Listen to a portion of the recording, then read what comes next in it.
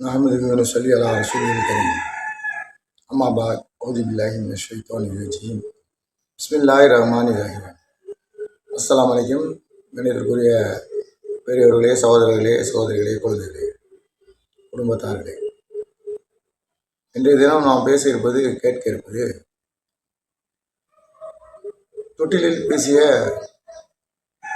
3 குழந்தைகள் என்ற தலைப்பில் ஈசா அலைஹிஸ்ஸலாம் இதை பற்றி நாம்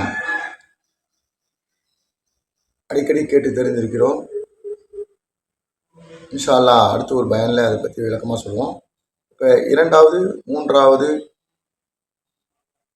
குழந்தைகளை பற்றி சுருக்கமாக நம்ம ஹஸ்ரத் அபூ ஹுரைரா ரலியல்லாஹு அன்ஹு அவங்க அறிவிக்கிறாங்க. அதனுடைய கருத்து சொல்கிறேன்.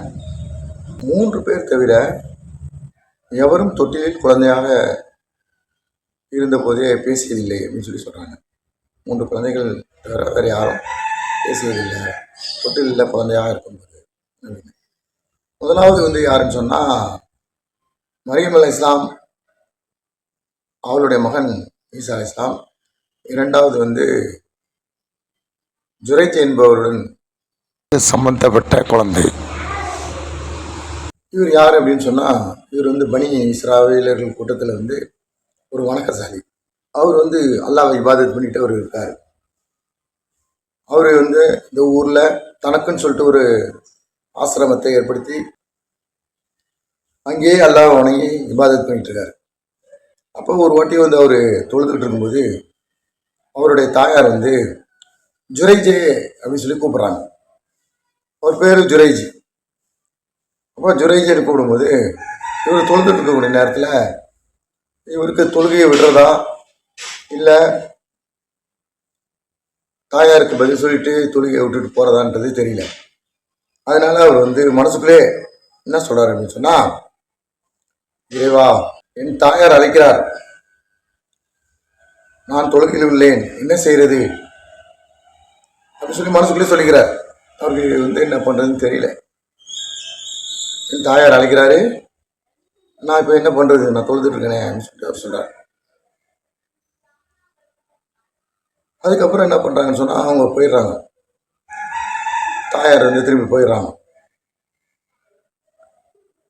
மறுநாளும் அதே மாதிரி என்ன ஆகுதுன்னு சொன்னால், இவர் தொழுதுட்டு இருக்காரு. தொழுதுட்டு இருக்கக்கூடிய நேரத்தில் தாயார் கூப்பிட்றாங்க, ஜுரைஜே அப்படின்னு சொல்லி கூப்பிட்றாங்க. இவருக்கு மறுபடியும் ஒரு குழப்பம். என்ன பண்ணுறது, நம்ம அம்மா கூப்பிட்றாங்களே, என்ன பண்ணுறது, தொழுதுட்டு இருக்குமே, தொழுகையை உடைச்சிட்டு அம்மாவுக்கு பதில் சொல்லணுமா, இல்லை நம்ம உடனடியாக என்ன பண்ணுறதுன்னு சொல்லி அவருக்கு தெரியல. அப்போ என்ன பண்ணுறான்னு சொன்னால், மறுபடியும் அவரோட பிரார்த்தனை பண்ணுறாரு. தொழுதுட்டு இருக்கும்போதே மனசுக்குள்ளே சொல்லிக்கிறார். தொழுதுட்டு இருக்கும்போதே, இறைவா, என் தாயார் அழைக்கிறார், நான் தொழுகையில் உள்ளேன், என்ன செய்வது, என் மனதிற்குள் கூறிக்கொண்டு தன் தொழுகையில் ஈடுபடலானார். இப்போ மறுபடியும் அதே மாதிரி தொழுகையில் ஈடுபடுறாரு. மறுபடியும் அவங்க அம்மா போயிடுறாங்க. மறுபடியும் என்ன பண்ணுறாங்கன்னு சொன்னால், மறுநாளும் தொழுதுட்டு இருக்கக்கூடிய நேரத்தில் அவருடைய தாயார் ஜுரைஜே அப்படின்னு சொல்லி கூப்பிட்றாங்க. இப்பவும் அதே மாதிரி மனசுக்குள்ளே சொல்லிக்கிறார், இறைவா, என் தாய் அழைக்கிறார், நான் தொழுகையில் உள்ளேன், என்ன செய்வது அப்படின்னு சொல்லி மனசுக்குள்ளே சொல்லிக்கிட்டு தொழுகையில் ஈடுபட்டு இருக்காரு. அப்போ அவங்களுடைய தாயார் என்ன பண்ணுறாங்கன்னு சொன்னால், 3 நாள் மாதிரி நடக்குது. பையன் தன்னுடைய கூப்பிட்டு பதில் சொல்ல. அவன் தாயாருக்கு ரொம்ப கோபம் வந்துடுது. கோபம் வரக்கூடிய நேரத்தில் அவங்க திட்டிடுறாங்க பையனை. என்னன்னு சொல்லிட்டு சொன்னால், இறைவா, விபச்சாரிகளின் முகங்களை இவன் காணும் முறை இவனை நீ மரணிக்க செய்யாதே அப்படின்னு சொல்லி பிரார்த்திக்கிறாங்க. என்ன அப்படின்னு சொன்னால், இறைவன்கிட்ட பிரார்த்திக்கிறாங்க. எப்படின்னா, விபச்சாரியுடைய மூஞ்சில் முடிக்கணும், அவனை அவங்கள பார்க்கணும், பார்த்ததுக்கப்புறம் தான் இவன் மௌத்தாகணும் அப்படின்னு சொல்லிட்டு பிரார்த்திக்கிறாங்க. அதாவது விபச்சாரி அப்படின்னு சொன்னால் அவங்க ரொம்ப ஒரு மோசமான ஒரு பெண்மணி என்பதாக அவர்கள் கருதுவாங்க. இவர் இபாதத் செய்கிறாரு, வணக்க வழிபாட்டில் இருக்கிறவர், அந்த பெண்ணை கொண்டு ஏதாவது பிரச்சனை வரணுன்ற மாதிரி அவங்க அந்த பிரார்த்தனை அடங்குது. அப்போ இந்த மாதிரி சம்பவம் நடக்குது. கொஞ்ச நாள் கழிக்குது. அப்போ கொஞ்ச நாள் ஓடிட்டு இருக்குது இதே மாதிரி. அவர் வணக்க வழிபாட்டிலே இருக்கார். நல்லா வணங்கிக்கிட்டு இபாதத் பண்ணிக்கிட்டு இருக்கார். நல்லவர் தான், அவர் எந்த கெட்டவரும் செய்யலை. அவர் செஞ்ச ஒரு விஷயம் என்னன்னா, தாயினுடைய குரலுக்கு பதில் கொடுக்கல. அதுவும் இதில் தொழுகையில் இருக்கார், மற்ற நேரம் கிடையாது. சும்மா இருக்கும்போது அம்மா கூப்பிட்டு போகாமல் இல்லை, இறைவனுடைய வணக்க வழிபாட்டில் இருக்காரு. அந்த நேரத்தில் அம்மா கூப்பிட்றாங்க. அப்போ வந்து அவர் வந்து என்ன செய்கிறாரு, பதில் அவரால் கொடுக்க முடியல, என்ன செய்யறதுன்றது தெரியல. அதனால அவர் வந்து முழுசாக தொழுகையில் ஈடுபட்டு இருக்காரு. இதில் அவங்க அம்மா கோச்சிக்கிட்டு என்ன செய்கிறாங்க, சாபம் விட்டுறாங்க. இப்போ வந்து இவர் மறுபடியும் அவர் வணக்க வழிபாட்டிலே இருக்காரு. இருக்கக்கூடிய நேரத்தில் அந்த பனி இஸ்ராயல்கள்லாம் வந்து ரொம்ப புகழ்ந்து பேசுகிறாங்க இவரை பற்றி. இவர் எல்லாம் நல்லபடியாக இபாதத் பண்ணுறாரு, வணக்க வழிபாடெல்லாம் செய்கிறாரு அப்படின்னு சொல்லிட்டு. அப்போ ஒரு விபச்சாரம் செய்யக்கூடிய ஒரு பெண்மணி என்ன பண்ணுறாங்க அப்படின்னு சொன்னால், அந்த மக்கள்கிட்ட போய், பனி இஸ்ராயலர்கள் மக்களில் சில பேர்கிட்ட போயிட்டு, நீங்கள் நாடுனீங்கன்னு சொன்னால் அவரை நான் குழப்பிடுவேன் அப்படின்னு சொல்லி சொல்கிறாங்க. நீங்கள் வந்து அவரை குழப்பணும்னு சொன்னால் சொல்லுங்கள், அவர் ரொம்ப, சில பேர் இருப்பாங்க இல்லையா பிடிக்காதவங்க, அந்த மாதிரி ஆளுங்கிட்ட போய் சொல்கிறாங்க. நீங்கள் வந்து சொல்லுங்கள், அவரை வந்து குழப்பி அவரை வந்து அந்த வணக்க வழிபாட்டிலேருந்து திருப்பிடலாம் அப்படின்னு சொல்லிட்டு சொல்கிறாங்க. அப்படின்னு சொல்லிட்டு இந்த பொன்மணி என்ன பண்ணுறாங்கன்னா, அவரை வந்து தன்னுடைய பக்கமாக ஈர்க்கிறதுக்காக, மயக்கிறதுக்காக முயற்சி பண்ணுறாங்க. ஜுரைஜ் வந்து என்ன பண்ணாங்கன்னு சொன்னால், கொஞ்சம் கூட திரும்பி கூட பார்க்கல அந்த பெண்மணியை. அவங்க வந்து இறைவனுடைய முழு வணக்க வழிபாட்டில் ஈடுபாட்டோடு அவங்க செய்கிறாங்க. ஆசிரமத்தில் வந்து தங்கி போகக்கூடிய ஒரு ஆட்டிடையன், ஆடு மேய்க்கிறவன் வந்து அங்கே வர்றான். அவனை வந்து என்ன பண்ணுறாங்கன்னா, ஆடு மேய்க்கிறவனை வந்து தன்னுடைய வலையில் வந்து விளைச்சிறான். விளைச்சிஞ்சிட்டு மயக்கி அவனை தன்னுடைய வலையில் விழுந்த உடனே சொன்னால், அவனும் அந்த பெண்ணோட உடல் உறவு கொண்டு, அதனால் அந்த பெண்ணு கர்ப்பம் தரிக்கிறான். கர்ப்பம் தரிச்சதுக்கப்புறம் குழந்தையும் பெற்றுக்கிறான். குழந்தை பெற்றதுக்கப்புறம் இந்த பெண் என்ன பண்ணுறான்னு சொன்னால், இதுக்கு தகப்ப வந்து இந்த வணக்கசாலி ஜுரைஜி தான் அப்படின்னு சொல்லி இஸ்ரவேல் மக்கள்கிட்ட வந்து சொல்கிறான். இது இந்த குழந்தைய வந்து இதுக்கு தகப்பன் வந்து ஜுரைஜி தான் அப்படின்னு சொல்லி ஒரு பொய்யான ஒரு தகவலை சொல்கிறேன். அந்த ஆட்டிடையன் தான் அதுக்கு தகப்பன். ஆனால் என்ன சொல்கிறா, ஜுரைஜி தான். அந்த ஜுரைஜை வந்து வணக்கசாலியை வந்து அந்த ஆசிரமத்தை விட்டு வெளியே துரத்திடுறாங்க. அந்த ஆசிரமத்தையும் இடிச்சிடறாங்க, அவரையும் போட்டு அடிக்கிறாங்க. தெரியல என்ன விஷயன்றது அவருக்கு தெரியல. அவர் ஆசிரமத்துக்குள்ளே இருக்கிறாரு. இது வெளியில் நடந்தது இந்த விஷயங்கள். அவங்க வெளியில் சொன்ன உடனே மக்கள்லாம் கோவிச்சுட்டு, இவர் இந்த மாதிரி பண்ணிட்டாரா, இந்த மாதிரி தப்பு பண்ணிட்டாரு அப்படின்னு சொல்லிட்டு இவர் வந்து அடிக்கிறாங்க, ஆசிரமத்தை அடிக்கிறாங்க. அப்போ அவங்க சொல்கிறாங்க, நீ வந்து இந்த விபச்சாரிக்கிட்ட வந்து ஈடுபட்டு அதுக்கு ஒரு குழந்தையும் நீ கொடுத்துட்ட அப்படின்னு சொல்லி சொல்கிறாங்க. அப்போ அவர் கேட்குறாரு, சாத்திரத்தில் ஈடுபட்டேன்றாங்க, குழந்தை இருக்குன்றாங்க அப்படின்னு சொல்லிட்டு, சரி அந்த குழந்தை எங்கே அப்படின்னு சொல்லி அந்த குழந்தைய எடுத்து காட்டுறாங்க. அவருக்கு பிறந்த அந்த குழந்தைய தூக்கிட்டு வந்து கொடுக்குறாங்க. இவருக்கு அதை பார்த்த உடனே அதிர்ச்சி அடைகிறாரு. அதிர்ச்சி அடைஞ்சிட்டு இவர் என்ன பண்ணுறாரு, இது என்ன பண்ணுறது தெரியலையே அப்படின்னு சொல்லிட்டு, ஒரு சிக்கலான விஷயமா இருக்குதே, அம்மா ஒன்றுமே பண்ணலையே, ஒன்றுமே பண்ணாமல் திடீர்னு வந்து இந்த குழந்தைக்கு தகப்பன் ஆதான்னு சொன்னால் என்ன பண்ணுறதுன்னு சொல்லிட்டு அவருக்கு தெரியல. உடனே அல்லாஹ்கிட்ட தொழுகிறார். நான் எனக்கு தொழுக அனுமதி கொடுங்க, நான் அல்லாஹ்கிட்ட தொழுது நான் இது பண்ணுறேன்னு சொல்லிட்டு அனுமதி கேட்டு தொழுகிறார். அப்போ தொழுது முடிஞ்ச உடனே அந்த குழந்தையினுடைய வயிற்றுல குத்துறாரு. குத்துன உடனே குத்திட்டு அந்த குழந்தைகிட்ட கேட்குறாரு, சிறுவனே உன் தந்தை யார் அப்படின்னு சொல்லி கேட்குறாரு. அப்போ அல்லாஹ் தஆலா அந்த குழந்தைக்கு பேசக்கூடிய சக்தி கொடுக்குறான். சின்ன குழந்தை, தொட்டில் குழந்தை மாதிரி கை குழந்தை. அப்போ அந்த குழந்தைக்கு அல்லாஹ் தஆலா பேசக்கூடிய சக்தியை கொடுக்குறான். அப்போ அந்த குழந்தை சொல்லிடுது, ஆடு மேய்ப்பே வரான இவர் தான் அப்படின்னு சொல்லி அந்த ஆடு மேய்க்கிறவனை காமிக்குது. உடனே மக்கள்லாம் வந்து ஆச்சரியப்படுறாங்க. முதல்ல குழந்தை பேசாதேன்னு நினச்சாங்க. குழந்தை கை குழந்தை பேசாத, அந்த கை குழந்தை பேசின உடனே நான் ஆடு மேய்க்கிறவன் தான் என்னுடைய தாப்பேன் அப்படின்னு சொல்லி சொன்ன உடனே எல்லாருக்கும் ஆச்சரியமாகி போகுது. எல்லாரும் ஆச்சரியமாகி எல்லாரும் என்ன பண்ணுறாங்க, அந்த ஜுரைஜை கட்டி தழுவி எல்லாரும் வந்து முத்தமிடுறாங்க. முத்தமிட்டுட்டு நாங்கள் தெரியாமல் இடிச்சிட்டோம், உங்களுக்கு வந்து இந்த ஆசிரமத்தை வந்து தங்கத்தினாலேயே நீங்கள் கட்டித்தரோம் அப்படின்னு சொல்கிறாங்க. அப்புறம் உடனே இவர் என்ன பண்ணுறாருன்னு சொன்னால், இல்லை இல்லை வேண்டாம் வேண்டாம், எனக்கு தங்கத்திலலாம் வேண்டாம், எனக்கு முன்னாடி இருந்த மாதிரி மண்ணிலேயே கட்டி கொடுங்க அப்படின்னு சொல்கிறாங்க. அதே மாதிரி அந்த மக்கள் கட்டி கொடுக்குறாங்க. அவர் அதில் இருந்து மறுபடியும் இபாதத் பண்ணுறாரு. இப்போ வந்து இதில் வந்து சில படிப்பினைகள் இருக்குது, நிறைய படிப்பினைகள் இருக்குது. இந்த ரெண்டாவது அந்த விஷயத்தில் நிறைய இருக்குது. அதில் வந்து நம்ம தெரிஞ்சுக்கக்கூடிய விஷயம், தாயார் வந்து அழைக்கிறாங்க அப்படின்னு சொன்னால் எந்த அளவுக்கு முக்கியத்துவம் கொடுக்கணும் அப்படின்றத நம்ம தெரிஞ்சுக்கொள்ளணும். இன்னைக்கு அவர் தொழுகையில் இருந்தார், வணக்க வழிபாட்டில் இருந்தார், முழுக்க முழுக்க வணக்க வழிபாட்டில் இருக்கக்கூடியவர். அவருக்கே தாய் அழைச்சி பதில் கொடுக்கலன்னு வந்தோடனே அந்த தாயாருடைய கோபத்தை அல்லாஹ் உடனே ஏற்றுக்கிட்டான். அப்போ இன்னைக்கு நாம் எப்படி இருக்கிறோம், நம்ம தாயார் அழைக்கக்கூடிய நேரத்தில் நாமெல்லாம் எப்படி இருக்கிறோம்? இன்னைக்கு உள்ள குழந்தைகள்லாம் வந்து என்ன பண்ணுறாங்கன்னு சொன்னால், தாய்க்கு மதிப்பு கொடுக்கறது கிடையாது, தகப்பனுக்கு மதிப்பு கொடுக்கறது கிடையாது. அந்த மாதிரி ஒரு காலகட்டமாயிடுச்சு. சும்மா விளையாண்டுட்டு இருப்பாங்க, ஃபோனை பார்த்துட்டு இருப்பாங்க, கேம் விளையாடுவாங்க. அதாவது வீண் விளையாட்டுகளில் ஈடுபட்டு இருக்கக்கூடிய நேரத்தில் கூட என்ன செய்கிறாங்க, தாயார் கூப்பிட்டா என்னன்னு பதில் கொடுக்கறது கிடையாது, தாயாருக்கு மதிப்பு கொடுக்கறது கிடையாது, தாயார் சொல்கிற வேலையை செய்கிறது கிடையாது. இந்த மாதிரிலாம் இருக்குது.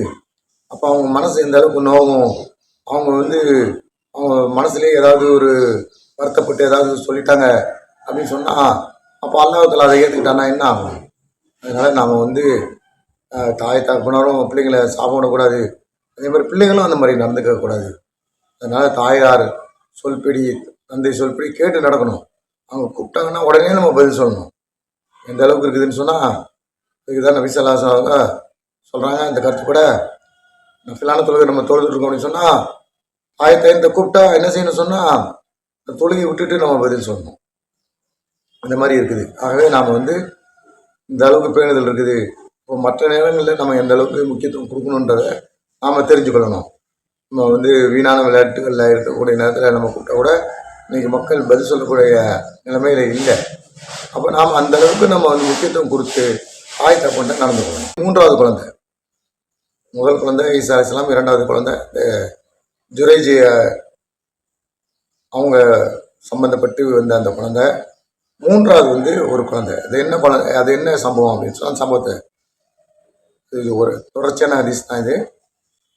அவங்களுக்கு அதோட கருத்தை சொல்கிறேன். அந்த குழந்தை என்ன பண்ணுதுன்னு சொன்னால், தன் தாயிட்ட வந்து பால் குடிச்சிட்ருக்கு. பால் குடிச்சிட்டு இருக்கக்கூடிய நேரத்தில் வந்து அந்த வழியாக வந்து ஒரு அழகிய விலை உயர்ந்த ஒரு வாகனத்தில் வந்து ஒருத்தர் போயிட்டுருக்காரு. நம்ம வந்து உலகத்திலேயே நம்ம வந்து என்ன செய்கிறோம், நல்ல பெரிய காரில் வசதி வாய்ப்புகளோடு இருக்கணும்னு சொன்னால் ஒருத்தர் போகிறாருன்னா என்ன நினைப்போம், நம்ம பிள்ளை இப்படி இருந்தால் நல்லா இருக்குமே, நாம் இப்படி இருந்தால் நல்லா இருக்குமே, இப்படி தான் நம்மளுடைய எண்ணங்கள் வரும். இப்படி தான் நம்ம ஆண்டவன்ட்டு நம்ம பிரார்த்தனை பண்ணுவோம். யாரெல்லாம் இந்த மாதிரி வசதி வாய்ப்புகளோடு இருக்கணும், நல்ல செல்வ செழிப்போடு இருக்கணும், நல்ல வசதியாக இருக்கணும்னு சொல்லி எல்லாருமே நினைக்கிறது தான். நம்ம பிள்ளைங்க இப்படி தான் இருக்கணும், நம்ம பேர பிள்ளைங்க இப்படி இருக்கணும், நம்ம வம்சாவளி இப்படி இருக்கணும்னு சொல்லி எல்லாருமே ஆசைப்படுறது தான். அப்போ அந்த குழந்தையுடைய தாய் வந்து என்ன பண்ணாங்கன்னு சொன்னால், ஆண்டவன்ட்டு பிரார்த்தனை பண்ணாங்க, இறைவா இது போன்று என் மகனை ஆக்கு, இறைவா இது போன்று என் மகனை ஆக்கு அப்படின்னு சொல்லி துவா பண்ணாங்க. துவா பண்ணக்கூடிய நேரத்தில் இப்போ இந்த குழந்தை வந்து பால் குடிச்சிட்டு இருக்குது. உடனே அந்த பால் குடிக்கிறதுலேருந்து திரும்பி தாய்கிட்ட பால் குடிச்சிட்டு இருக்குது. பால் குடிக்கிறதுலேருந்து திரும்பி அந்த குழந்தை அவங்க தாயை உத்து பார்க்குது. உத்து பார்த்துட்டு அதுக்கப்புறம் அந்த குழந்தை பேசுது. இது ஒரு ஆச்சரியமான விஷயம். தொட்டில் குழந்தை எல்லாம் பேச வைக்கிறான். இதெல்லாம் வந்து ஹதீஸினுடைய கருத்தில் இருக்குது, ஹதீஸினுடைய சம்பவத்தில் இருக்குது. அதை கருத்தை சொல்கிறேன். ஹதீஸில் எதுக்காக வந்திருக்கு அப்படின்னு சொன்னால், மக்கள் விளங்கி கொள்ளணும், தெரிஞ்சு கொள்ளணுன்றதுக்காக தான் அல்லாஹ் தஆலா இதெல்லாம் வந்து நம்மளுக்கு காட்டலாம். அப்போ அந்த குழந்தை என்ன சொல்லுது அப்படின்னு சொன்னா, இறைவா இவர் போல என்னை ஆக்கி விடாது என்று சொல்லிட்டு மறுபடியும் அந்த குழந்தை வந்து தன்னுடைய தாய்கிட்ட பால் குடி சம்பவத்தை சொல்லி காட்டக்கூடிய நேரத்தில் ரசூல் ஸல்லல்லாஹு அவர்கள் வந்து தன்னுடைய ஆள்காட்டி விரலை வந்து என்ன செய்கிறாங்க, வாயில் வச்சு சப்பி காட்டுறாங்க, இந்த மாதிரி ஒரு பால் குடிச்சு அப்படின்னு சொல்லிட்டு. அந்த அளவுக்கு அவங்க வந்து அதை கண்முன் நிறுத்தி அவங்க சொல்கிறாங்க. இப்போ அந்த சம்பவத்தினுடைய தொடர்ச்சியாக வருது இந்த ஹதீஸில். ஒரு அடிமை பெண்ணை வந்து சில பேர் அடிச்சுக்கிட்டே போகிறாங்க, அடிச்சுக்கிட்டே ரோட்டில் போகிறாங்க. என்ன சொல்லிட்டு போகிறாங்க, நீ விபச்சாரம் செய்தாய், நீ திருடினாய் அப்படின்னு சொல்லி அந்த மக்கள் அந்த பெண்ணை அடிச்சுக்கிட்டே இருக்காங்க. ஒரு அடிமை பெண். அப்போ அந்த பெண் வந்து நேமன் வக்கீல் துவா ஓதிக்கிட்டே போகுது. அல்லாவே போதுமானவன், அவனே பாதுகாப்பதில் வல்லவன். இப்போ அந்த குழந்தையினுடைய தாயார் என்ன பண்ணாங்க சொன்னா, இறைவா இவளை போல என் மகனை ஆக்கிடாத அப்படின்னு சொல்லிட்டு இறைவன்கிட்ட பிரார்த்தனை பண்ணுறாங்க. இறைவா இவளை போல என்னுடைய மகனை ஆக்கிடாத அப்படின்னு சொல்லி. அப்போ அந்த குழந்தை பால் குடிச்சிட்டு இருக்கக்கூடிய குழந்தை என்ன பண்ணுதுன்னா, பால் குடிக்கிறத விட்டு வாயை எடுத்துட்டு தாயாரை மறுபடியும் உற்று நோக்கிட்டு என்ன சொல்லுதுன்னு சொன்னா, இறைவா இவளை போல் என்னை ஆக்கு. இந்த குழந்தை என்ன சொல்லுது, தாயார் என்ன சொல்றாங்க, இவளை போல என்ன ஆக்காதுன்னு சொல்றாங்க. குழந்தை என்ன சொல்லுது, குட்டில் குழந்தை இது என்ன சொல்லுதுன்னு சொன்னா, இறைவா இவளை போல என்ன ஆக்கு அப்படின்னு சொல்லுது. அதுக்கப்புறம் அந்த குழந்தையும் தாயும் பேசுறாங்க. அப்போ அந்த ஏன்னா தாய் தெரிஞ்சிச்சு குழந்தை பேசுது, ஏதோ அதிசய குழந்தை அப்படின்னு சொல்லிட்டு குழந்தைகிட்ட பேச ஆரம்பிக்கிறாங்க. பேச ஆரம்பிக்கக்கூடிய நேரத்தில் அப்போ அந்த பையன்கிட்ட கேட்குறாங்க, என்ன விஷயம் தெரிஞ்சுக்கணும் இல்லையா, ஏன்னா இது அதிசய குழந்தை, ஏன்னா இது நம்மளுடைய அறிவுக்கு என்ன இருக்குது அப்படின்னு சொன்னால், ஆடம்பரமாக போகிறாரு, அவரை மாதிரி தான் ஆகணும்னு ஆசைப்படுறோம். ஆனால் இந்த குழந்தை என்ன பண்ணுது, வேணாங்குது. இந்த பொண்ணு அடி வாங்கிட்டு போது, திருடி விபச்சாரின்னு சொல்லிட்டு எல்லாரும் அடிக்கிறாங்க. நம்ம வந்து இந்த மாதிரி ஆகக்கூடாதுன்னு சொல்லிட்டு நம்ம பிள்ளைய சொல்கிறோம். ஆனால் பிள்ளை என்ன சொல்லுது, ஏன் இவரை அந்த பொம்பளை மாதிரி ஆக்குன்னு சொல்லி இந்த பையன் சொல்கிறானே அப்படின்னு சொல்லிட்டு ஆச்சரியப்பட்டு கேட்குறாங்க. அப்போ அந்த அம்மா சொல்கிறாங்க, நல்ல ஒரு தோற்றமுடைய ஒருத்தர் போனார், அப்போ நான் இவரை போல் ஆக்குன்னு சொல்லி நான் சொன்னேன். ஆனால் நீயும் வந்து என்ன சொன்ன, இவரை போல் நீ ஆக்காதுன்னு சொல்லி நீ சொன்ன. அதுக்கப்புறம் என்னாச்சு அப்படின்னு சொன்னால், ஒரு அடிமை பெண்ணை வந்து எல்லாரும் போட்டு அடிச்சுட்டு போனாங்க, விபச்சாரி திருடின்னு சொல்லி அடிச்சுட்டு போனாங்க. அப்போ வந்துட்டு இறைவா இவளை போல நீ ஆக்காதேன்னு சொல்லி நான் அல்லாட்ட துவா பண்ணேன். ஆனால் வந்து நீ வந்து என்ன சொன்ன, இறைவா அவளை போல என்னை ஆக்கிடுன்னு சொல்லி சொன்னியே, ஏன் அப்படின்னு சொல்லி அந்த குழந்தைகிட்ட கேட்குறாங்க அந்த தாயார். அதுக்கு அந்த குழந்தை பேசுது, அம்மா அந்த மனிதர் மக்களை அடக்கி ஆள்பவர், எனவேதான் இறைவா என்னை அவரை போல ஆக்கிறாத அப்படின்னு சொல்லி சொன்னேன் அப்படின்னு சொல்லி அந்த குழந்தை சொல்லுது. மக்களை அடக்கி ஆளக்கூடியவர். அந்த குழந்தைக்கு அது பிடிக்கல. ஏன்னா எல்லாரையும் அடக்கிட்டு இருக்கணும், அடக்கி ஆளணும், இப்போ மற்றவர்கள் மனசு எந்த அளவுக்கு புண்படும் அப்படின்னு சொல்லிட்டு அந்த குழந்தைக்கு அது மனசில் கஷ்டமாக இருந்திருக்கு போல இருக்கு. எல்லாம் காமிச்சு கொடுத்துருக்கான். நமக்கும் அது புரிய வைக்கிறதுக்காக இருக்கு. இந்த பெண் விபச்சாரம் செய்யலை, திருடலை, ஆனால் அப்படி இருந்தும் என்ன சொல்கிறாங்க, விபச்சாரின்னு சொல்கிறாங்க, திருடின்னு சொல்லி சொல்கிறாங்க. இறைவா அவளை போல நீ என்னை ஆக்கு என்று கூறினேன் அப்படின்னு சொல்லிட்டு அந்த குழந்தை சொல்லுது. நான் வந்து நல்ல பெண்மணி, திருடலை, விபச்சாரம் பண்ணலை. நீ என்ன வாயிலேருந்து என்ன வருது, அல்லாவுடைய திக்ரு தான் வருது. அல்லாவை புகழ்ந்த வண்ணமாக அந்த பெண்ணு போகுது. ஹஸ்பி அல்லா நேமல் வக்கீல்னு சொல்லிட்டு போகுது. அல்லாவே போதுமானவன், அவனே பாதுகாப்பதில் வல்லவன் சொல்லிட்டு அல்லா மேலே பாரத்தை போட்டுட்டு அந்த பெண்ணு போகுது. அப்போ அந்த விஷயம் இருக்குது, நம்ம விளங்கிக்குள்ள நிறைய படிப்பினைகள் இருக்குது. அதில் வந்து ஒரு சில விஷயங்கள் இதுதான் சொல்லி இல்லை, நாம் விளங்கிக் கொள்ளணும். இந்த ஹதீஸு சம்பவங்கள் அல்லாஹ்வுத்தஆலா பதிய வச்சிருக்கிறான் மக்களுக்கு அப்படின்னு சொன்னால், ரசூல் சலாசம் சொல்லியிருக்காங்கன்னு சொன்னால் நிறைய விஷயங்கள் இருக்கும். நான் எல்லாத்தையும் முழுசாக விளங்கிக் கொள்ள முடியாது. நாம் விளங்கிக் கொள்ள வேண்டியது அல்லாவுடைய திக்ரு. நாம் புரிஞ்சு கொள்ளணும். நமக்கு நாம தான் புரிஞ்சு கொள்ளணும். இதுக்கு விளக்கம் இதுதான் சொல்லி நம்ம சொல்ல முடியாது. அல்லாவுடைய திக்ரு தான் சிறந்தது. உலகத்தில் கஷ்டப்படுறது, அடி வாங்குறது, மிதிப்படுறது, திட்டுறது இதெல்லாம் ஒரு பெரிய விஷயமே இல்லை. மறு உலகத்துக்கு முன்னாடி மறு உலகத்தில் கஷ்டப்படுறாங்க, சிரமப்படுறாங்க, துன்பப்படுறாங்கன்னா அதுக்கு முன்னாடி இந்த உலகத்தில் உள்ள கஷ்டங்கள் கிடையாது. இந்த உலகத்தில் உள்ள இன்பங்கள் கிடையாது. அதனால தான் அந்த குழந்தை என்ன பண்ணியிருக்குன்னு சொன்னால், இந்த இன்பமான ஒரு மனிதரை பார்த்தோம், வசதியான வாய்ப்பான ஒரு மனிதரை பார்த்தோம், இது வேண்டான்னு சொல்லிடுச்சு. இந்த உலகத்தில் கஷ்டப்படுது. ஆனால் அந்த பெண்மணியுடைய வாயிலிருந்து திக்ரு வருது. அது நிரந்தரமானது. அந்த திக்ரு கடைசி வரைக்கும் வரும். கியாமத்து நாள் வரைக்கும் வரும். சொர்க்கம் வரைக்கும் அது கொண்டு சேர்க்கும். சொர்க்கத்தில் கொண்டு போய் சேர்க்கும். அதனால் அந்த குழந்தை ஆசைப்பட்டிருக்கு அல்லாவுடைய திக்ரோடு இருக்கணும் அப்படின்னு சொல்லிட்டு. திருடாமல் இருக்கணும், விபச்சாரம் பண்ணாமல் இருக்கணும், தீன்படி வாழணும். அதில் தான் வெற்றி இருக்குது. ஆனால் மக்கள் என்ன சொல்கிறாங்க, தவறு செய்கிறேன்னு சொல்கிறாங்க. உண்மையாக அவங்க இருக்கிறாங்க. ஆனால் மக்கள் அவரை பொய்யர்னு சொல்கிறாங்க. ஆனால் அந்த குழந்தைக்கு எல்லாம் காட்டி கொடுத்தான், அது நல்ல பெண்மணி என்பதாக. அப்போ இந்த மாதிரி விஷயங்கள்லாம் படிப்பினைகள் நிறைய இருக்குது.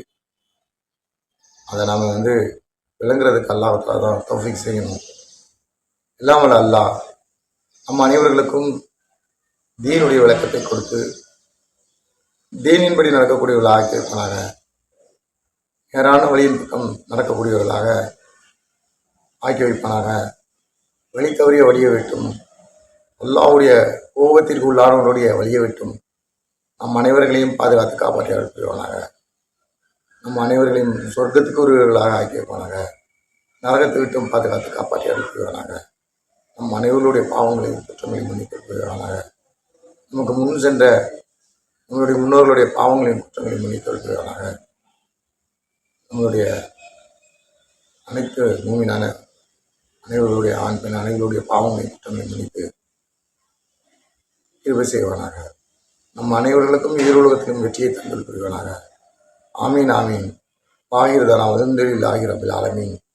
இன்ஷா அல்லாஹ் நாளை வேறொரு பயணத்தை சந்திப்போம். அஸ்ஸலாமு அலைக்கும். இது உங்கள் பகன் எம்எச் மாலிக் முகமது.